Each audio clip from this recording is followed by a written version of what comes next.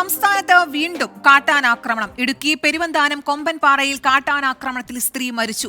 നെല്ലിവിള പുത്തൻവീട്ടിൽ Sophia ഇസ്മയിലാണ് മരിച്ചത്.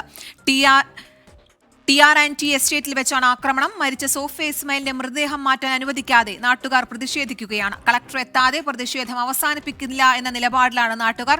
മേഖലയിലെ ആനശല്യത്തിന് സ്ഥിരം പരിഹാരം വേണമെന്നും നാട്ടുകാർ ആവശ്യപ്പെട്ടു. സംഭവസ്ഥലത്ത് നിന്ന് രാഹുൽ വിജയൻ തയ്യാറാക്കിയ റിപ്പോർട്ടിലേക്ക്. കാട്ടാന ആക്രമണമുണ്ടായ പ്രദേശത്താണ് നമ്മളിപ്പോൾ ഉള്ളത്. നാട്ടുകാർക്ക് വലിയ തരത്തിലുള്ള പ്രതിഷേധമുണ്ട്. കാരണം കുറച്ച് നാളുകളായിട്ട് ഈ പ്രദേശത്ത് കാട്ടാന ആക്രമണം അതിരൂക്ഷമായിരുന്നു. പലതവണ ആവശ്യപ്പെട്ടിട്ടും കാട്ടാന ആക്രമണം തടയുന്നതിനൊരു നടപടി വനംവകുപ്പിൻ്റെ ഭാഗത്തുനിന്ന് ഉണ്ടായില്ല എന്നുള്ളതാണ് പ്രധാനമായും ഉയരുന്ന പരാതി. നാട്ടുകാരുണ്ട്, നമുക്ക് അവരോട് തന്നെ ചോദിക്കാം. ശരിക്കും ഈ കാട്ടാന ആക്രമണം തുടങ്ങിയിട്ട് എത്ര നാളായതാണ്? കുറച്ച് നാളുകളായിട്ട് ഇവിടെ കാട്ടാന ആക്രമണം ഉള്ളതാണ്. അപ്പം ഏകദേശം 3 വർഷത്തോളമായി. പിന്നെ നിരന്തരമായിട്ട് സമരം, പല രീതിയിലുള്ള സമരങ്ങൾ ഞങ്ങൾ നടത്തിയിട്ടുണ്ട്. എന്നാൽ പോലും ഇതിനൊരു ശാശ്വത പരിഹാരം ഇതുവരെ ഉണ്ടായിട്ടില്ല. നമ്മുടെ ടി.ആർ.ആൻഡ്.ടി എസ്റ്റേറ്റിൽ കഴിഞ്ഞ 3 വർഷക്കാലമായി വന്യമൃഗങ്ങളുടെ ആക്രമണം ഉണ്ടായിക്കൊണ്ടിരിക്കുന്ന സാഹചര്യമായിരുന്നു. അപ്പം നമ്മൾ നിരന്തരം സമരങ്ങൾ, ഫോറസ്റ്റ് ഓഫീസിന് മുന്നിലൊക്കെ നിരന്തരം സമരം ചെയ്തിരുന്നു. ചേട്ടൻ ഈ പ്രദേശമൊക്കെ നന്നായിട്ട് അറിയാവുന്ന ഒരാളാണ്. ഈ കാട്ടാന പ്രശ്നം അതിരൂക്ഷമായത് അടുത്ത കാലത്താണെന്ന് മനസ്സിലാക്കാൻ കഴിയുന്നു. നിങ്ങൾ ഈ പരാതികളൊക്കെ വനംവകുപ്പിനോട് പറഞ്ഞിട്ടുണ്ടോ? ഉറപ്പായിട്ടും ഞങ്ങൾ ഏകദേശം ഒരു 1.5-2 വർഷമായി ഈ കാട്ടാന ശല്യം ഇതുപോലെ തന്നെ രൂക്ഷമായിട്ട്. അതിന് പ്രധാനപ്പെട്ട കാരണം ഈ ടി.ആർ.ആൻഡ്.ടി എസ്റ്റേറ്റ് ഇങ്ങനെ ഈ ആവർത്തന കൃഷി ചെയ്യാതെ ഇങ്ങനെ ഈ നശിച്ചു കിടക്കുന്നതുകൊണ്ടാണ് ഈ ആനകൾ ഈ വനത്തിൽ നിന്ന് ഈ നാട്ടിലേക്ക് വരുന്നത്. അതാണ് ഇതുമായിട്ട് ബന്ധപ്പെട്ട് പ്രധാനപ്പെട്ട കാര്യം. അപ്പോൾ ഞങ്ങൾക്കൊരു ആവശ്യം എന്ന് പറയുമ്പോഴത്തേക്കിന് ഈ 42 വയസ്സുള്ള സോഫിയ ഇസ്മായിൽ മരണപ്പെട്ടു. അപ്പം ഈ ബോഡിയോട് നമ്മൾ കാണിക്കുന്നത് അനാദരവ് ആണ് എന്ന് ഞങ്ങൾക്ക് വ്യക്തമായിട്ട് ഞങ്ങൾക്ക് എല്ലാവർക്കും അറിയാം. ജനപ്രതിനിധികൾക്കും അറിയാം, ഇവിടെ നിൽക്കുന്ന ഓരോരുത്തർക്കും അറിയാം. പക്ഷേ ആ മരണപ്പെട്ട ആൾ മരണപ്പെട്ടു. ഇനിയും ഇവിടെ ജീവിച്ചിരിക്കുന്ന കുറേയധികം ആൾക്കാരുണ്ട്. എല്ലാവരും സാധാരണക്കാർ, കർഷകരും കർഷക തൊഴിലാളികളും തോട്ടം തൊഴിലാളികളാണ്. ഇനി മേലിൽ എങ്കിലും ഇത് ആവർത്തിക്കരുത്.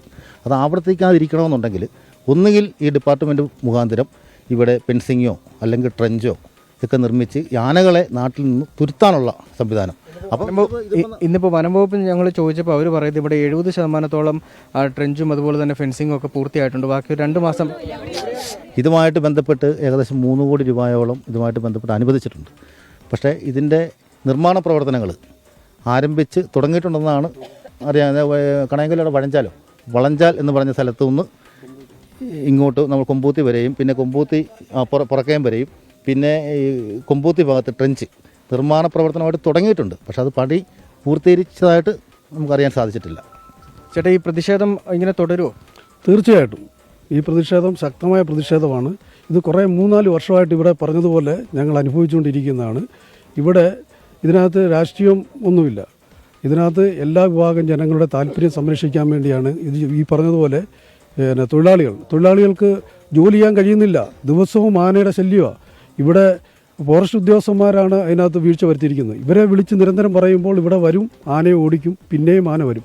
ദിവസവും ഇതുതന്നെയാണ് സംഭവിക്കുന്നത്. അതുകൊണ്ട് ഇതിന് ശാശ്വതമായ പരിഹാരം ഉണ്ടാകണം. ആ കുടുംബത്തെ സംരക്ഷിക്കണം. ഇവർ ഈ ഒറ്റപ്പെട്ട ഒരു മേഖലയാണോ ഇത്? ഈ സോഫിയ ഇസ്മയിൽ താമസിച്ചുകൊണ്ടിരുന്ന പ്രദേശം, ഇവിടെ വേറെ വീടുകളുള്ളതാണ്? ഞാൻ ഇവിടുത്തെ മെമ്പറാണ്.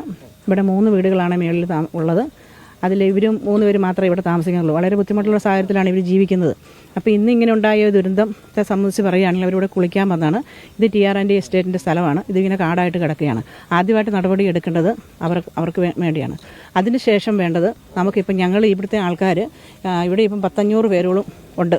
ഇവിടുത്തെ ആൾക്കാരുടെ ആവശ്യം വന്നിട്ട് കളക്ടർ വന്നിട്ട് ഞങ്ങൾക്ക് ശാശ്വതമായൊരു പരിഹാരം ആ കുടുംബത്തിന് വേണ്ടി ഉണ്ടാവണം. ഇനി ഇത് മറ്റൊരു ജീവൻ ഇവിടെ പോകാനുള്ള സാഹചര്യങ്ങൾ ഉണ്ടാകാതെ ഞങ്ങളുടെയൊക്കെ ജീവനെയാണ് സംരക്ഷിക്കേണ്ടത്. ഉദ്യോഗസ്ഥരുടെ ഭാഗത്തുനിന്ന് വേണ്ട ആ ഒരു കൃത്യമായിട്ടുള്ള ഇടപെടൽ ഞങ്ങൾക്കുണ്ടാവണം. അതുപോലെ ആ കുടുംബത്തിൻ്റെ ഒരു സംരക്ഷണം അതും കൃത്യമായിട്ടുണ്ടാകണം. അവിടെയുള്ള 3 കുടുംബങ്ങളെ മാറ്റിപ്പാർപ്പിക്കുന്നതിന് വേണ്ടിയുള്ള ഇടപെടൽ ഇതൊക്കെ നമ്മുടെ ഇവരുടെ ഭാഗത്തുനിന്ന് കിട്ടണം. ഇതാണ് ഞങ്ങളുടെ അന്നത്തെ ഒരു തീരുമാനം.